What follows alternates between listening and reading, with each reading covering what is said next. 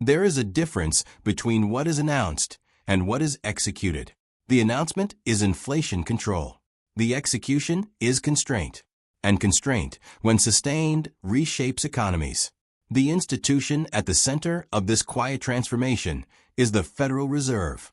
Not loudly, not theatrically, but with settings, thresholds, and balance sheet adjustments that rarely dominate headlines. The real shift is hidden, unspoken, quiet, behind the scenes. What no one is saying openly is that restrictive policy does not need to cause an immediate recession to fundamentally slow economic momentum. It only needs to alter the cost of capital long enough to change behavior. And behavior is where growth is born or suffocated. The public narrative focuses on rate hikes and inflation prints. That is the visible layer. The ignored signal lies deeper. The sustained refusal to normalize quickly. The willingness to maintain tight financial conditions even as political cycles intensify. The decision to allow real yields to remain positive and materially restrictive. Buried data reveals something more structural. Corporate refinancing costs are rising faster than revenues.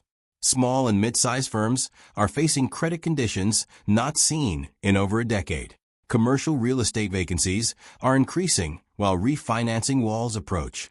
Treasury issuance continues at scale, competing directly with private borrowers for liquidity. This is not accidental. It is a silent move. When the Federal Reserve raises and then holds rates, it is not simply adjusting numbers. It is reintroducing gravity into a system that operated for years in near-zero conditions. Cheap leverage built entire sectors. Now those sectors must function underweight. The market conversation asks, when will cuts come? That question assumes the objective is short-term relief. But what if the objective is structural reset? Tightening is not merely about slowing inflation. It is about disciplining excess. It is about recalibrating asset valuations. It is about restoring the price of risk. And restoring the price of risk inevitably slows expansion. Quietly, gradually, without headlines screaming collapse. Economic systems rarely shatter immediately. They compress first. Margins narrow. Hiring slows. Capital expenditures are postponed. Startups struggle to secure funding. Households rethink large purchases.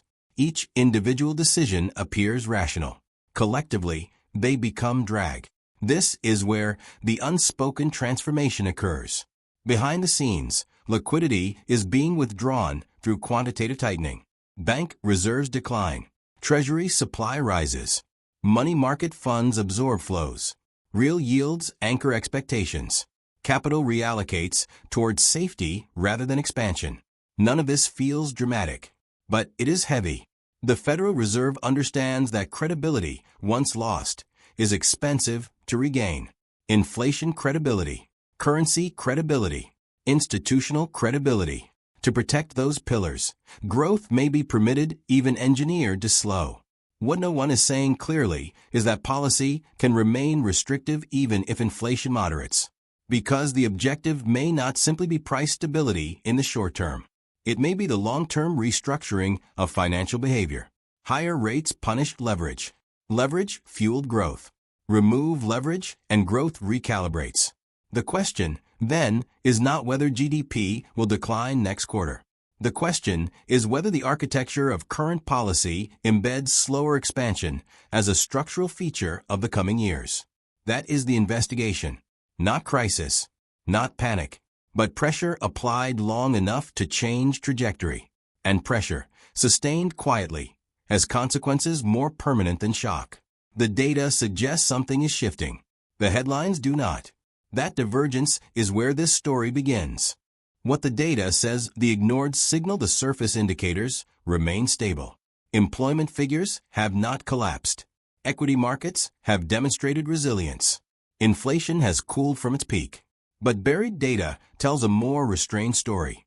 Real interest rates, nominal rates minus inflation, have turned positive and meaningfully restrictive. This changes incentives across the entire system. When cash yields 5% with minimal risk, speculative capital retreats. Credit conditions, surveys show tightening lending standards across commercial banks.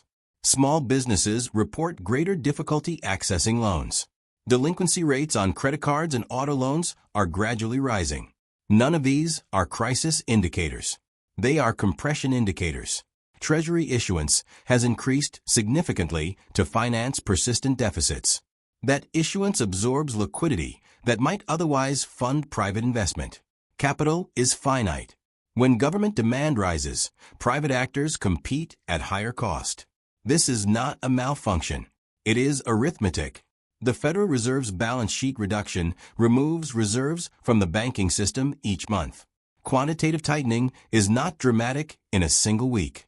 Over months and years, it compounds. Liquidity declines quietly. That is the ignored signal. Why this behavior is abnormal. The unspoken shift historically. Tightening cycles were followed quickly by easing once stress emerged. In previous decades, markets could expect rapid intervention. This cycle differs. The Federal Reserve has maintained restrictive conditions despite market volatility and political pressure. That persistence is unusual. The unspoken shift is tolerance for slower growth in exchange for long-term stability. During the post-2008 era, ultra-low rates became the norm. Growth depended heavily on cheap financing. Asset valuations expanded accordingly. Debt levels increased across households, corporations, and government. Returning rates to historically normal levels feels restrictive because the system was calibrated to abnormal ease. Maintaining that normalization, rather than reversing it at the first sign of discomfort, signals structural intent. This is not reactionary policy. It is deliberate restraint, strategic interpretation. Behind-the-scenes mechanics, behind the scenes. Higher rates strengthen the U.S. dollar. A stronger dollar attracts foreign capital seeking yield and safety. This reinforces the global position of dollar-denominated assets.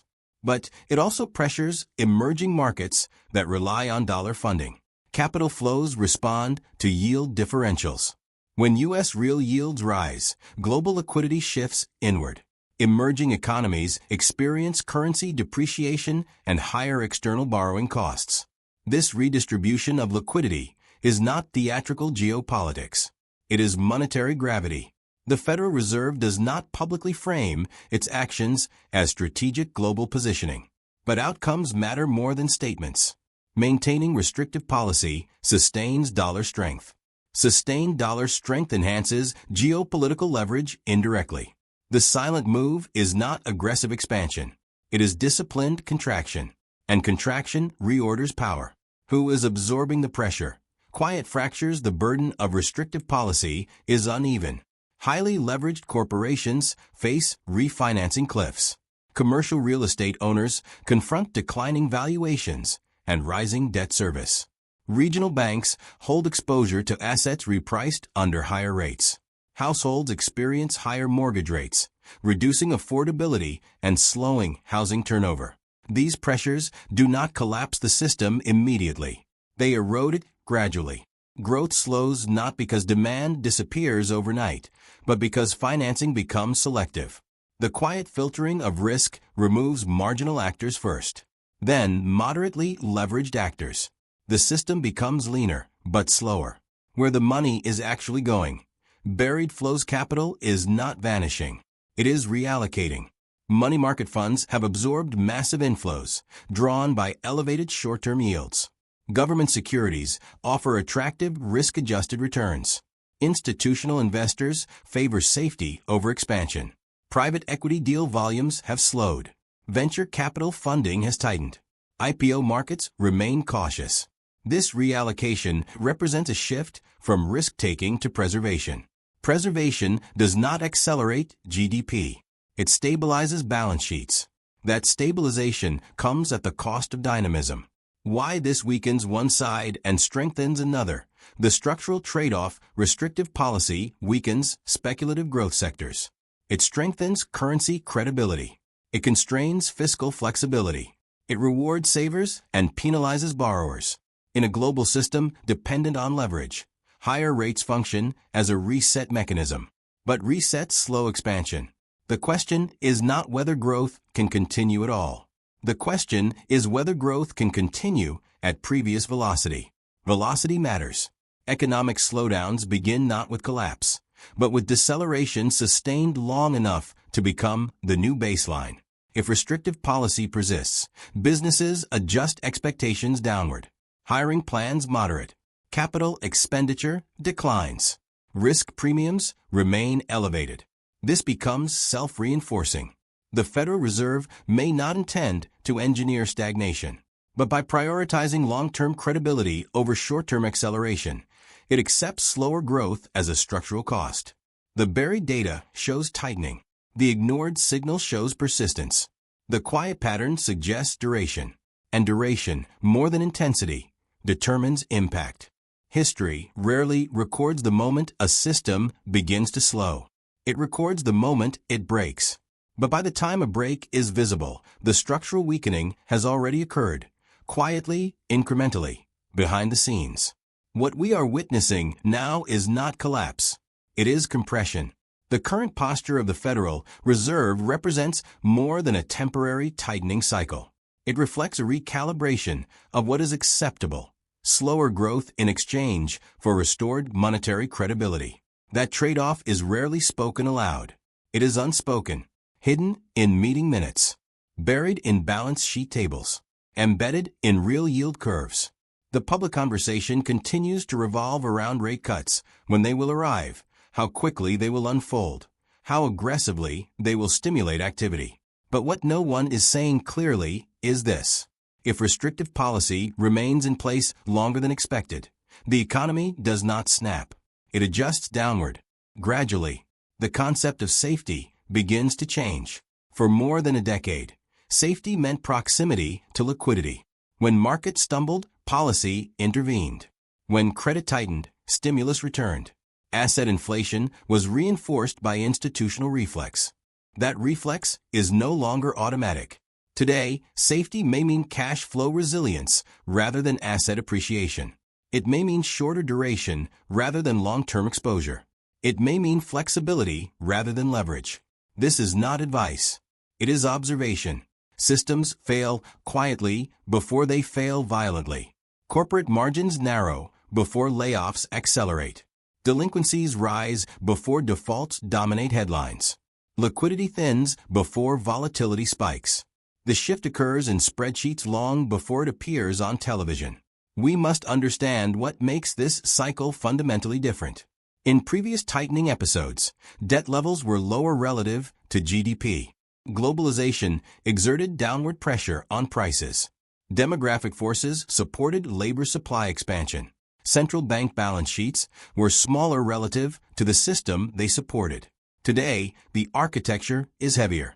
Public debt levels are structurally elevated. Sovereign refinancing needs are constant.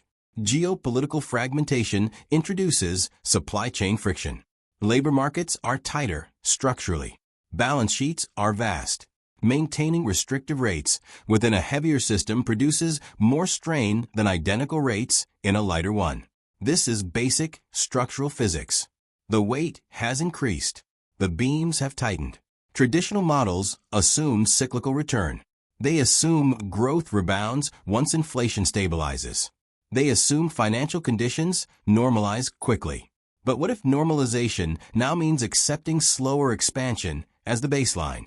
What if the objective is not to restore the previous growth regime, but to construct a more constrained one? That is the buried possibility, not stagnation, not collapse, but structural deceleration. When real rates remain positive for extended periods, capital becomes selective. Risk appetite narrows. Innovation funding slows. Smaller actors consolidate or exit. Larger institutions strengthen relative to weaker competitors. This reshapes the economic hierarchy, quietly, behind the scenes. And these changes often appear rational at each step. A company delays expansion due to financing costs. A household postpones a purchase due to mortgage rates. A bank tightens lending standards due to regulatory caution. Individually, logical decisions. Collectively, a slowing force. Watch behavior, not rhetoric. If executives increasingly emphasize cost control over expansion, that is a signal. If Treasury issuance continues to absorb private liquidity, that is a signal. If refinancing volumes contract while spreads widen gradually, that is a signal. The data will move before the headlines. It always does. Another overlooked shift is psychological. For years, market participants internalized the assumption of rescue. Risk was asymmetrical, limited downside, supported upside. That assumption anchored behavior. If policy remains restrictive despite moderate economic softness, that assumption erodes. Investors become more cautious. Lenders demand higher premiums. Borrowers limit ambition. Confidence recalibrates. And growth is ultimately a function of confidence deployed through capital. If confidence contracts, expansion contracts. The geopolitical dimension cannot be ignored. Higher U.S. yields attract global capital, reinforcing dollar strength. That strengthens U.S. financial positioning relative to more fragile economies. It redistributes liquidity toward the core. But redistribution is not neutral. Emerging markets with dollar-denominated debt experience pressure. Currency depreciation increases external servicing costs. Global trade flows adjust. These pressures do not produce instant crisis. They produce gradual strain. And gradual strain accumulates. We must also consider political tolerance. Elected officials prefer growth acceleration. Yet monetary policy remains independent, at least structurally. If restrictive conditions persist through political cycles, it signals institutional commitment to credibility over short-term comfort. That commitment has consequences. Fiscal policy must operate under higher financing costs. Budget flexibility narrows. Public spending competes more aggressively with private investment. This is how systemic recalibration occurs. Not by decree, by constraint. Traditional safe havens may also behave differently under prolonged restriction. Long-duration bonds no longer guarantee automatic appreciation if inflation risk lingers. Equity multiples cannot expand indefinitely under elevated discount rates. Real estate valuations remain sensitive to financing costs. When the cost of capital rises structurally, asset pricing models adjust. Stability becomes conditional. Temporary calm should not be mistaken for permanent resilience. Artificial stability can persist longer than expected. Markets can remain composed even while pressure builds beneath the surface. Liquidity facilities exist. Regulatory frameworks are adaptive. Institutions coordinate when necessary. But coordination does not eliminate gravity. It redistributes it. The most important variable going forward is duration. If restrictive policy proves short-lived, the system reverts toward familiar patterns. If restrictive policy proves persistent, behavior changes permanently. Watch for confirmation signals. Sustained positive real yields. Continued quantitative tightening. Muted private credit expansion despite stable inflation. Increased reliance on government issuance to absorb savings. Gradual consolidation across vulnerable sectors. These confirm structural deceleration. We are not predicting collapse. We are documenting compression. The difference matters. Collapse is sudden. Compression is enduring. Compression reshapes systems from within. Years from now, analysts may debate when growth momentum truly shifted. They may cite a recession date, a policy pivot, a crisis event. But structural slowdowns rarely begin at the moment officially declared. They begin when constraint becomes normalized, when higher financing costs stop being temporary and start being expected, when businesses plan conservatively not for a quarter, but for a cycle, when investors price risk permanently higher, when safety is defined not by liquidity abundance, but by balance sheet durability. That shift may already be underway, not dramatically. Quietly, the economy is still expanding. Employment still functions. Markets still operate. But the architecture feels heavier. And heavy systems move slowly. The question was never whether current policies could trigger an immediate contraction. The deeper issue is whether they embed slower growth as a structural feature of the next era. That determination will not be made in a single meeting. It will be made in persistence. Persistence of rates. persistence of balance sheet reduction, persistence of disciplined posture despite moderate softness. If persistence holds, the system adapts downward, not explosively. Inevitably, this is not alarm. It is documentation. The visible system appears stable. The hidden system is adjusting. And adjustments, once internalized, redefine what expansion means. The surface remains calm. The weight remains above it. And gravity, once restored, does not apologize.